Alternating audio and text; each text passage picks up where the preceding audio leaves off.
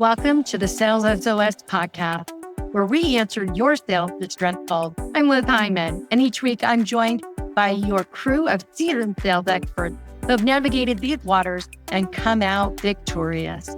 So if you're ready to turn your sales distress into sales success, you're in the right place. Let's dive into today's topic. Welcome to the Sales SOS podcast. I'm Liz Heiman, your host, and I am here with your Sales SOS podcast crew. We've got Renee Bigelow, Chris Bowen, Brynne Tillman, and Mike Simmons. And we've been talking in these last couple episodes about methodology, sales methodology. So if you missed the last two, please join us there and understand a little bit more about what methodology is and how to begin to implement it with your team. How do you pick though? That's there's all these methodologies. How do you pick the one that you're going to go ahead and implement with your team? And I want to say, one of the things that I hear a lot is, well, there's MedPick language in my CRM. Should I just do that? Or, there's Sandler language, or there's Miller Heiman, all the buyers, the Miller Heiman buyers are in my CRM. Should I use that? Or sometimes I see people using all of the different crazy language from all of the different methodologies, which, Salesforce and HubSpot have made an entire list of different kinds of buyers that meet all these different methodologies, and people are so confused. So how, with all of these choices out there, how do I pick the one that's right for my team? And if you want to talk a little bit specifically about the different methodologies, that's okay. If you just want to talk about what are the steps, Brynne gave us a great prompt in two episodes ago about having AI help you pick your methodology. But look, let's just talk about how do you pick? How do you start? I just want to piggyback onto what you said, Liz, and just share, because I think a lot of people are going to recognize that and be kind of quiet about it. The number one thing I see out there is not one.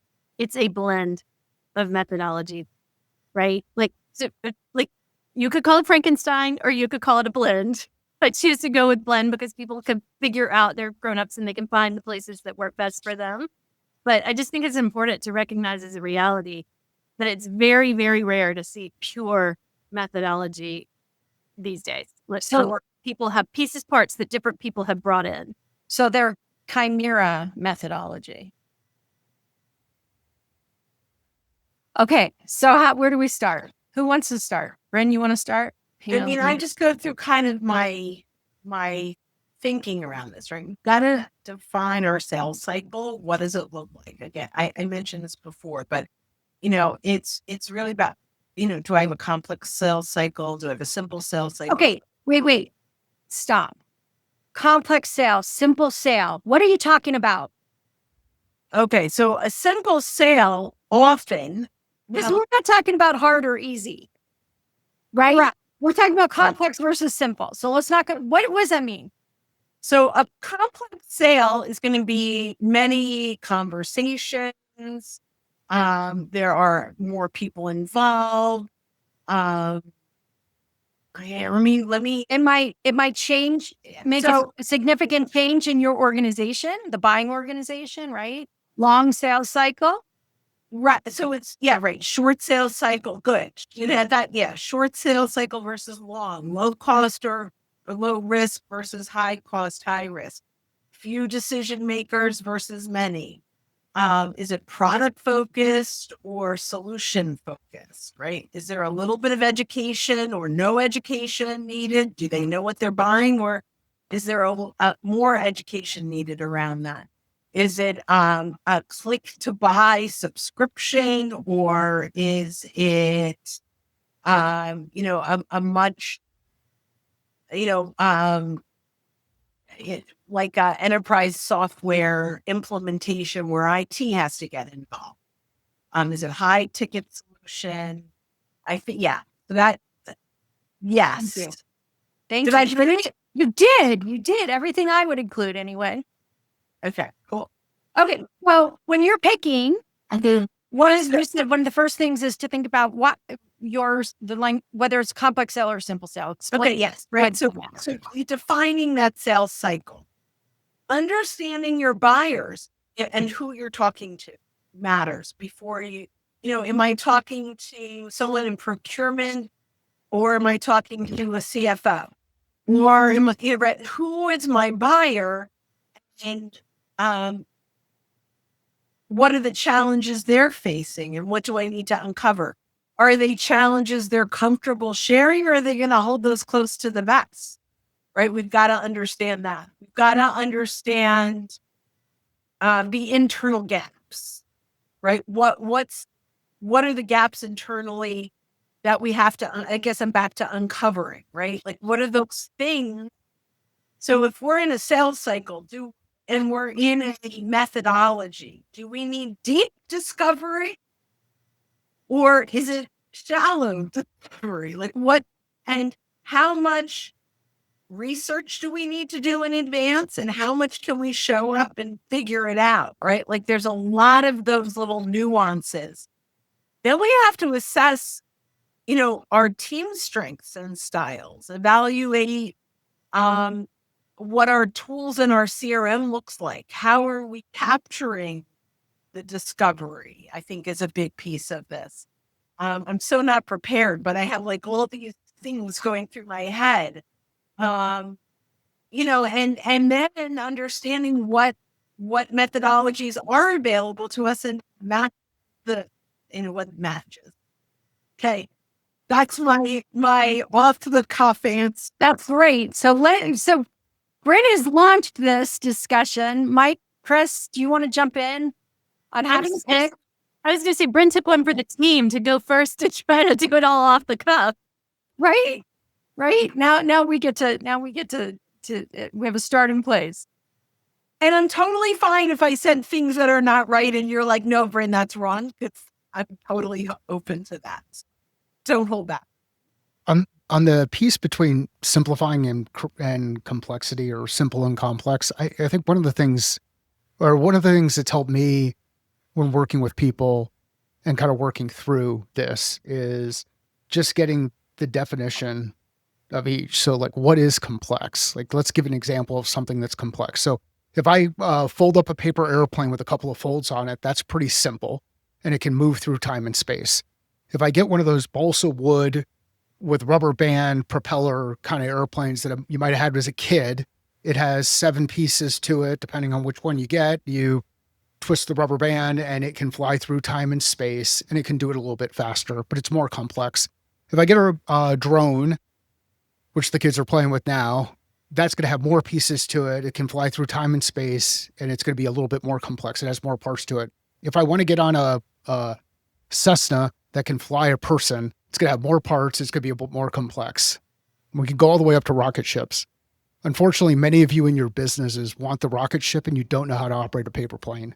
So let's first figure out what does it take to operate the paper airplane. So if complexity happens when we add layers to things, then the way that we simplify is by reducing. So what can we do? And this is where engineering can really help. What can we do to engineer a better solution and start to reduce complexity, pull things away, pull all of the unnecessary things away so that we can create a really simple process. So as it applies to the sales side, which is what Brynne was talking about, when you add in new variables, new people, buyers, influencers, people who are impacted, procurement, whoever, you keep adding new humans into the loop, you're going to increase complexity. If you're going to add in different stages, you're going to increase complexity. If you're going to add in different checklists that you have to do, you're going to increase complexity. So I think this is an Einstein thing, but it's as simple as possible, but no simpler, right? So, it's as simple as possible, complex as necessary. So that's how I like to think about this whole simple versus complex piece. And when you start to, whether it's paper airplanes or riding a bike and then a motorcycle and then a car, or working through other models that we're familiar with, people will start to realize, oh, okay, I see the difference between simple and complex. And then when RevOps gets involved and leadership gets involved and they want to add all of the cool things that they can add into the CRM, now you realize why your sales team hates you and has no interest in using the tool that's available, because you've created so much complexity with this. I think was discussed before, this Frankenstein of methods that are applied in context. So that's how I think of simple and complex, and help people break things down into smaller parts, deconstruct and solve for the necessary items. I'll just add, paper plane is way less expensive than a rocket ship too. Who cost goes into those? So, Yes. so let's talk about for a second, though. Oh, hang on, Chris. Let me just clarify. My process, what Mike was saying is my sales process has to match my buyer's journey. So I can't just say, well, we're going to do it in one phone call, regardless of the fact that my buyer has 15 buyers that have to be involved in this, right? My selling process has to match my buyer journey. And I have to tell you, Renee Bigelow taught me this. So if I'm creating a sales process, the complexity of the process I create must match the complexity of the buyer's journey. So one of the things that we see that's an example of how this doesn't work in many organizations is a sales process that says we have a first call, we have a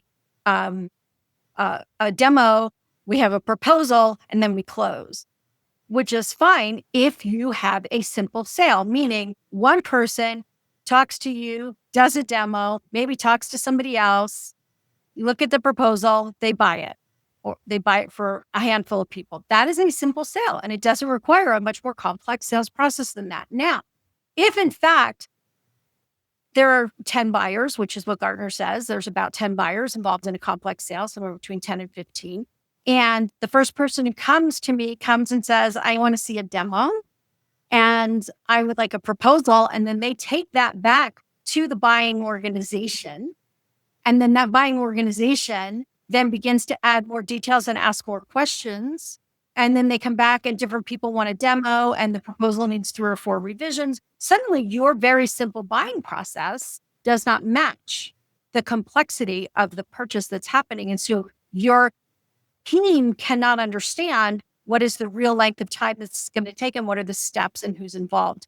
And so this is what we mean by understanding the difference between a sales process that works with a complex versus a simple sale. And as Chris said before, and I know he's got something to say, as Chris said before, you may have 2 different buying processes or 3 based upon the complexity of what it is you're selling and how many people are involved in that. So Chris, what you got for us? Well, no, I think obviously the difference between simple and complex is really important. I think you also have to be able to understand who's involved on the customer side in that sale. Because if I'm talking to a CFO, but maybe what I'm selling really is more of a COO organization sort of buy, they care about different things. There's some overlap. There is a Venn diagram there that works, but there's also a whole other universe of things that only the financial organization really, really cares about and understands. And you need to use the right language and the right way that you're approaching them in that. And it's hard to get that stuff into a methodology, right? But you have to be able to understand where are the parts that I'm looking for that to happen, and where are the parts where I know that, hey, if we get to this point, it's going to be 90 days before we're able to do really the next step, whatever it happens to be. Maybe it's because we have to negotiate an MSA, and we know that these organizations take 90 days on average to negotiate that MSA. So anybody who comes in and says, oh, I'm at this step and we're going to have this MSA in 30 days. You can, as a leader, you can probably question, okay, do you know that? Is that what they're telling you? Have you done that at this particular organization before? Or are you just using your past experience with something that may have been a little bit simpler? So I think you have to have an understanding, even within your methodology, of what do you think, I'll say, and this is going to be quote unquote, ideal flow is between each one of those different phases of your methodology. And then what are the things that indicate outliers, both on the short side as well as the long side? Because the long side could indicate this isn't a real deal. The short side may end up are there places where we need to streamline our system for those types of sales? And so I just want to put into this how the design of our methodology and how we implement it takes this into account. So if we have a methodology that is an engagement or a tactical methodology, and it tells us the series of questions to ask and how to respond, right? If we have that, that fits into a certain format and may live in the CRM because you may have a call plan template in the CRM that you use to plan for meetings and to go through a meeting engagement. If you have a complex business to business sell, then your CRM needs to be designed in such a way that you can track that different information about the different buyers. So if you go back to a Miller-Heiman methodology, which again, for those of you who don't know, my dad wrote strategic selling. I was raised in the Miller-Heiman. I was washed in the blood. This is what this is how I built my system. So forgive me for being a bit biased, but the thing that was cool about the Miller-Heiman system when it was written was just exactly this this concept. You have a complex business to business sell with multiple buyers, and you need to track the things that are important to those different buyers. Now, we do this in different ways now. We talk about personas. We do it in a lot of ways. But if you have that somewhere in your CRM, if you want your tool to do this, you have to build it in so that they have a way to do that. If I could add one more thing to this whole thing, because there's probably a lot of people who are out there listening and they're like, this is getting really dizzy. Like there's just a lot of stuff and there's so many different things that get put in. Here's the way that you go and solve for it. You isolate for specific variables and then attack that thing one at a time. And this is going to be really hard. But if you look at if you look at a vehicle, and if somebody was to do a cross section of that vehicle, it would look super, super complex. You probably would never want to drive that thing, because if you were someone who really had to understand exactly what every one of those switches did and how all of the stuff worked, it would make you go crazy. So same thing happens with your sales process, especially when you're thinking, and I know that opens up a whole other thing. And we've talked about process a couple of different times. There's a process from the buyer perspective, their decision making, the process for forecasting, the process that your rep takes.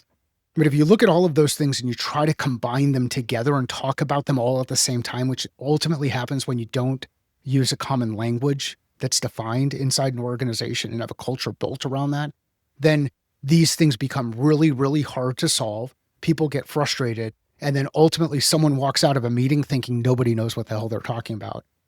And this is where we can help each other and lead together by asking good questions, putting information together, breaking things into smaller pieces, and then solving for the right things at the right time. So don't try to solve complex problems with complex solutions. Simplify. Then start solving for the right things in the right order, because it's all super, super complicated. And the one that's going to be the most complicated is probably the one you're working on right now that you've not been able to solve for. And if you need help, you got a group of people who are happy to help you. So Mike, let's talk about, how do I pick? There's all these different methodologies out there. And I open up my CRM and it has, all these different things. What do I do? What do I do? How do I pick? What are these things? Yeah, here's one cool thing. You actually have a CRM. That is a good step. But right. I want to say a CRM is not a methodology. It is where you track your methodology and implement your methodology. So if you have a CRM and it's been being used for a bit of time by a bunch of people, you probably have some data. So you have a CRM and you have some data. Well, some of that data can be pulled out and you can do something with it. And, Brynne really has gotten into a lot of the AI tools and the resources that are out there. There are different things that you can do, and you can work to anonymize the data and do some things that will help you take whether it's structured or unstructured data, or unstructured structured data, because everybody changes the names of the headings on the top of them. You've got all of this data that's available to you. That's where I would start. I would start just looking at your data and say, given all the data that I have, what does good look like inside my system today? Not everybody else's system out there, because you can find 8 million different methods that someone will tell you worked in their environment, and you don't have their environment. So I'd first be happy that you have a CRM. Then I'd be happy that you have some data. Then I would take that data and I would do work to do something with it. And if you don't know what to do with it, Find someone who's operationally oriented, or a data analyst, or someone on the finance team who can help you inside your organization turn that into some meaningful information. And one of the cool things about doing that is now you're crossing other groups. So I would say don't follow somebody else's method or methodology right now. Start first with your stuff, figure it out. And then when you identify the patterns, start to say, okay, given this, how can we start to create more of what's working well and reduce the stuff that isn't working well? And then maybe start to ask some questions of people for the ones who've had these challenges. What methods have you applied to help solve for those things? That's how I'd go. That's how I'd go through the process.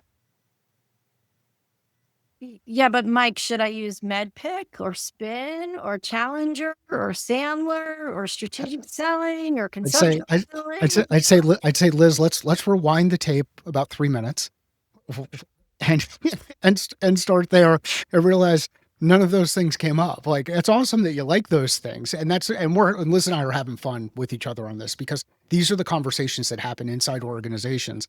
And unfortunately, the mistake you're going to make is you're going to hire someone like me as a new VP of sales, and I'm going to come in with my method and I'm going to try to insert it in the first 90 days because that's the reason I was brought in there. And I'm going to completely blow up your entire organization because I've just taken what I learned when I was at Salesforce, when I was on the bus, not building the bus.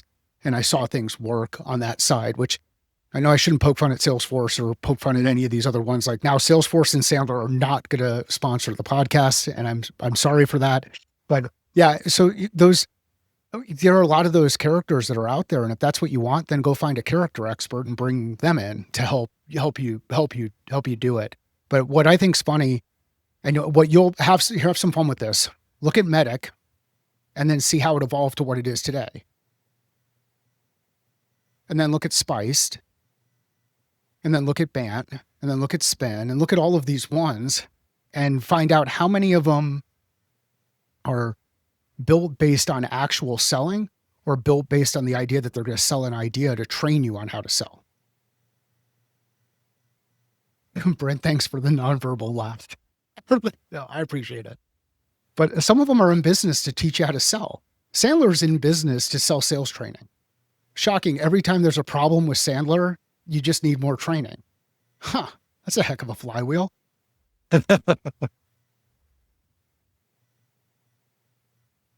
One thing that we haven't said, and I know that this was following up on a joke, but one thing that we haven't said is when you're choosing all of these, and I'm going to say this because I'm not a sales consultant, right? But it is really important to have someone who is an expert in it, who can walk you through it, who can help you make sure that you're adhering to the parts that actually move things along and you aren't like being a stickler for language or something that doesn't really matter as much. And somebody that can help you learn how to coach your team up to it. I think, that goes along with, I think you all pointed out, you need your CRM to support. You need to build out your CRM to support going through it. But you also have to have a person who can coach you through the whole thing.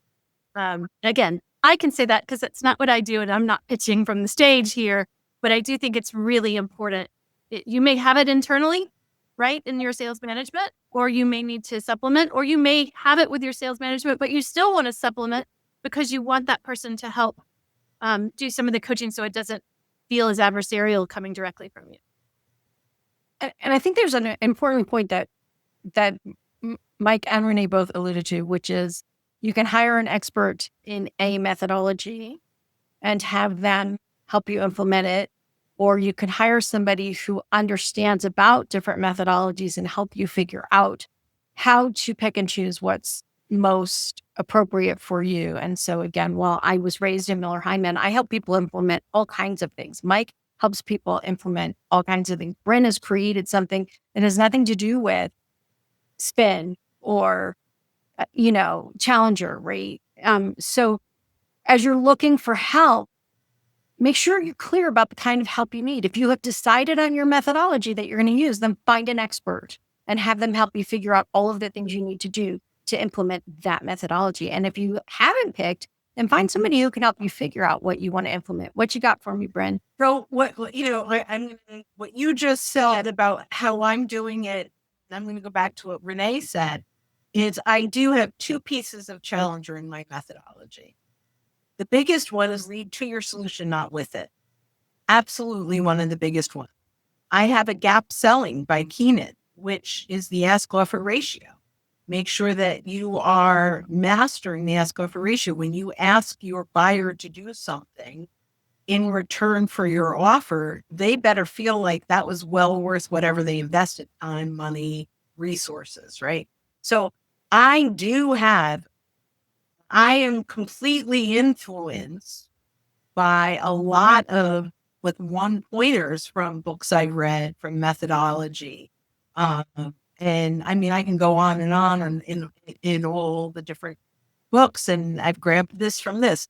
David Newman, who is a marketing guy, talks about the best place to engage your buyer is before they know they have a need.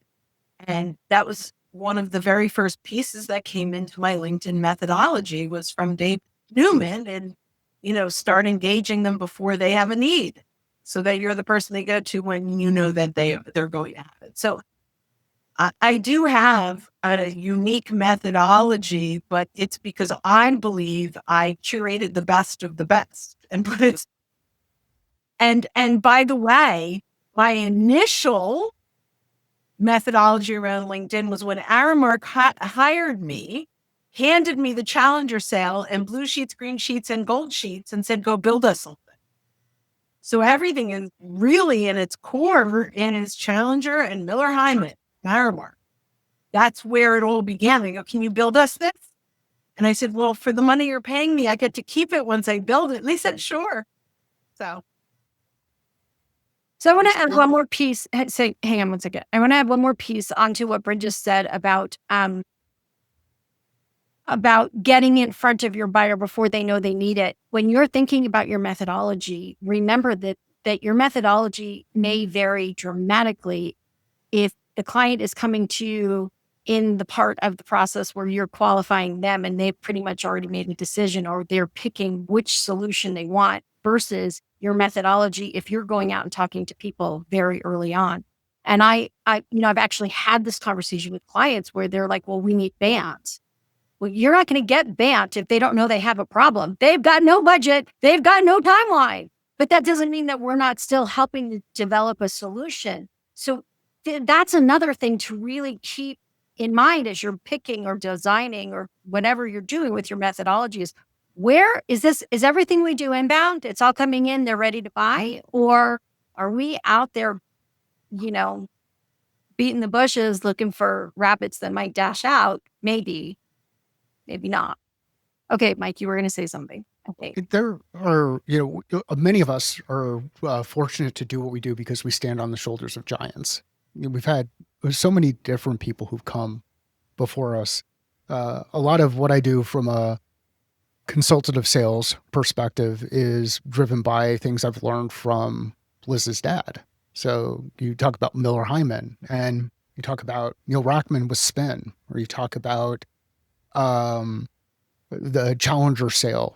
One of the things that people forget about is this whole, it's teach, tailor, take control. And I would shift, take control, and say lead, teach, tailor, lead, help people move forward.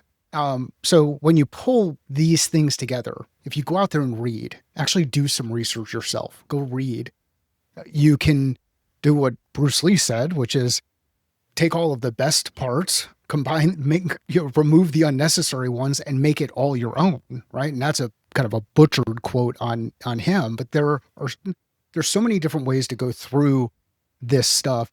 Here's the thing you don't have to do is you don't have to fail because you lack one or you don't know how to build one. There are resources that you can go to, including people and books. If you want to read LLMs to go through and start to build out your own. So if you're not building your own, if you're not getting the things to move into more of a standard approach,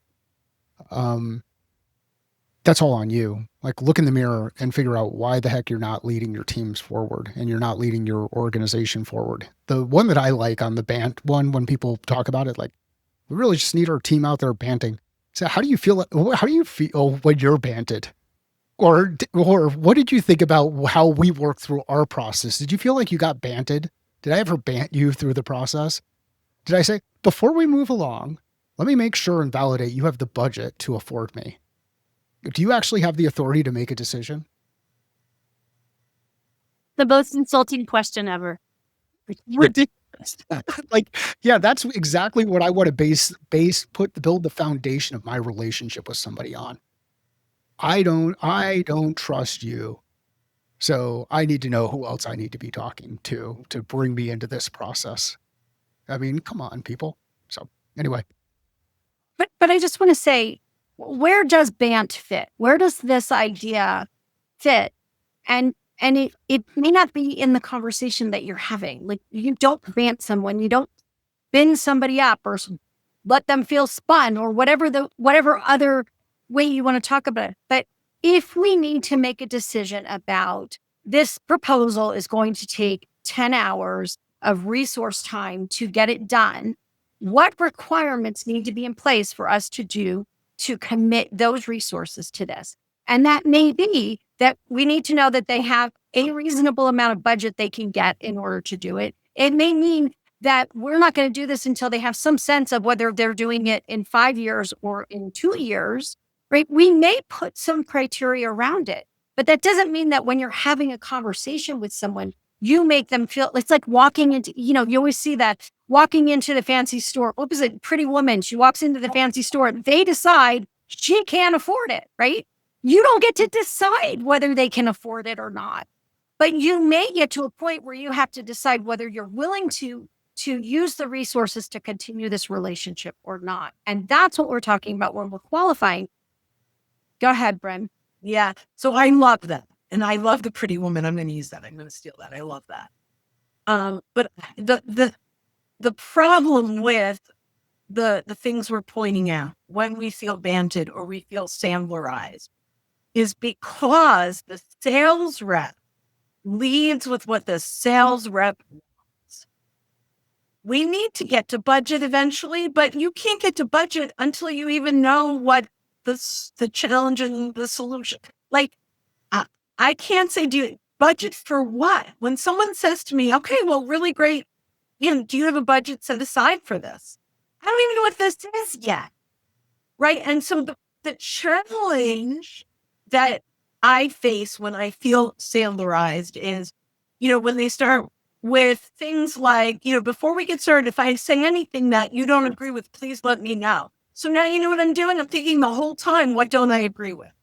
I'm in the wrong mindset, right? Because I want to get a fast no. Well, you're going to get lots of fast no's, but you're never going to get to what is the real challenge. And, and when you say things like what keeps you up at night, now you've lost all credibility, because if you're here, let's talk about what that's keeping me up at night.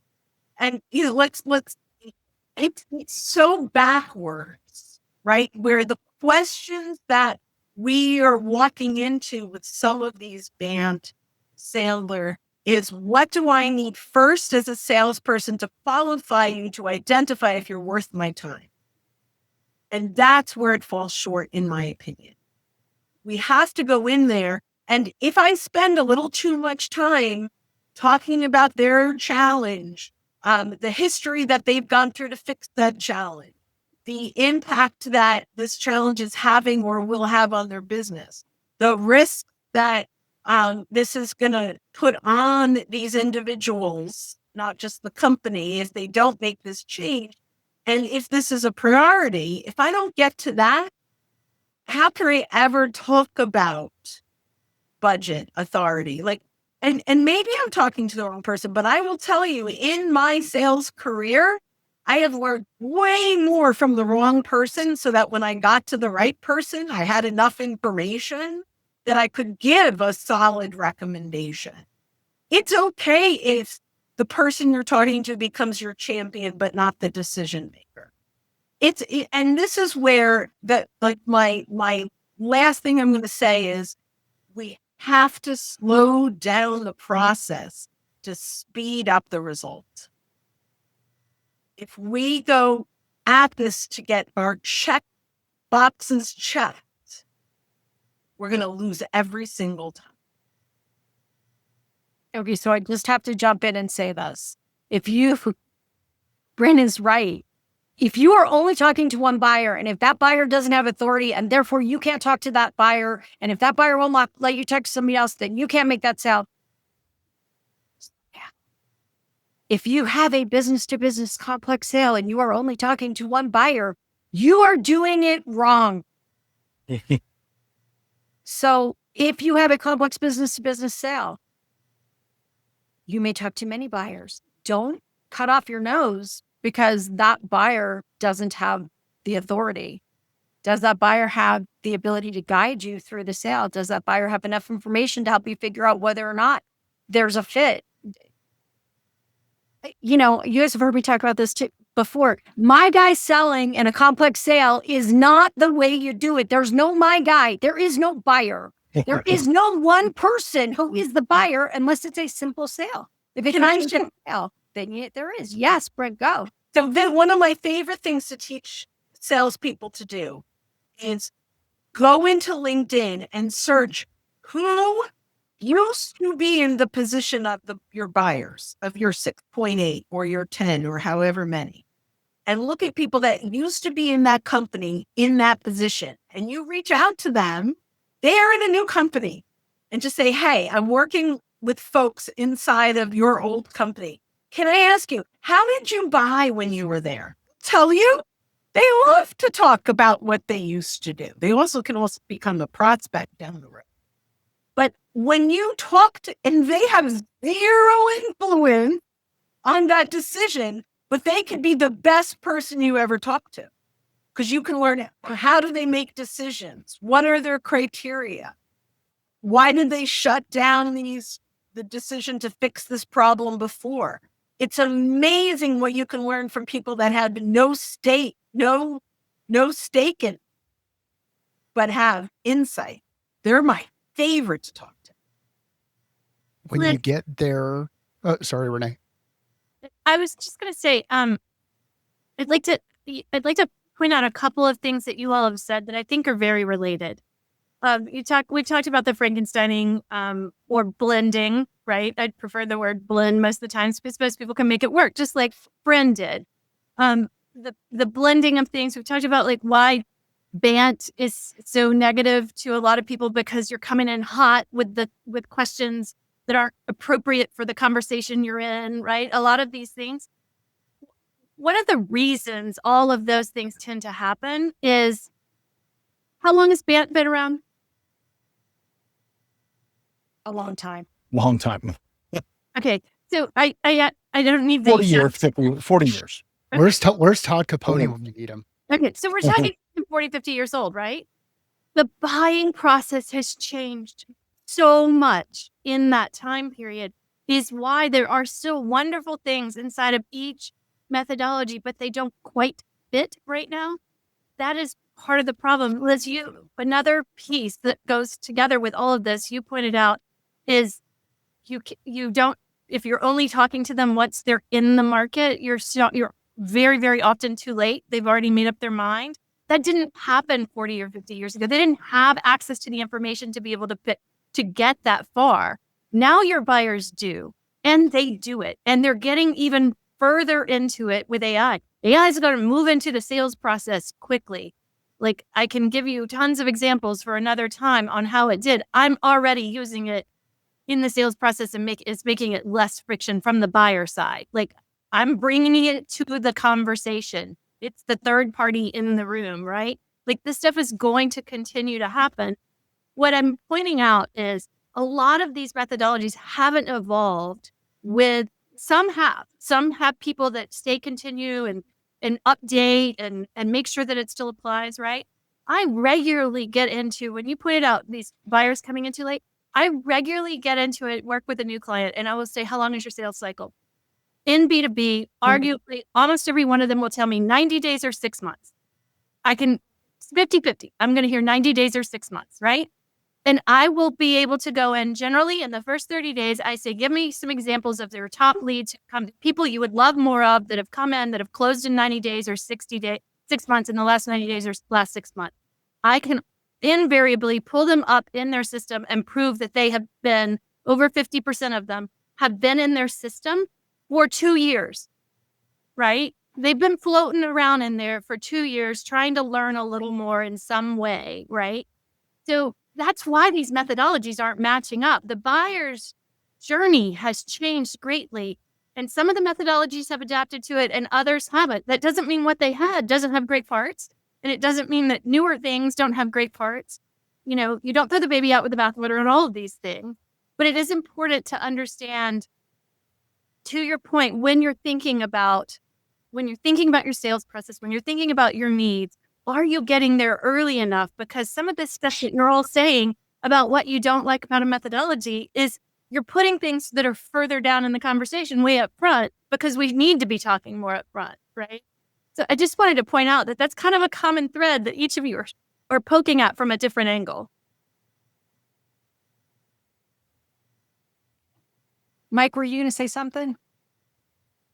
Mm, Did I you forget what I forget was going to already? say. All I right. forgot. Yeah. Well, let's wrap this up then. And I think there are some important key points that came out of this, and Renee just really did a great job with that. When you're picking your methodology, pick the methodology that solves the problem that you're trying to solve. When you pick your methodology, make sure that it fits in with your company culture, your belief system. If you believe in win-win, then pick a methodology that's win-win. If you believe in, having a fast-paced, aggressive kind of sales process, and that's the culture of your company, then find something that fits it. Don't try to cram something that is not native to your culture into it unless you want to change the culture of your company. Make sure that you have considered things like the complexity of the sales cycle, the length of the sales cycle, all of those kinds of things that could impact it. And find the people that can help you figure out what it is you need. And remember that you can modify things to work better in your world. You don't have to take it, the way it is on the menu. You can actually say, I'd like it without mayo, please. Right? So find what works for you and then find a process to get it implemented into your company.